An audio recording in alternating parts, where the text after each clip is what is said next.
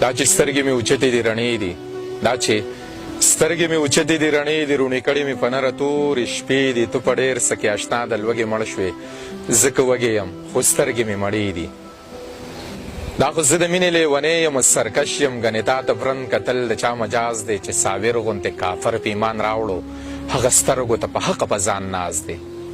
هغه چې خلکو به وې نه رغېږي، خبره یار هغه سړی روغ شو، اوس ستا په نوم اورېدو نه بوږنېږي، په تا مین ستا لیونې روغ شو. شعرونه و د ډاکټر صاحب شاه صابر صاحب.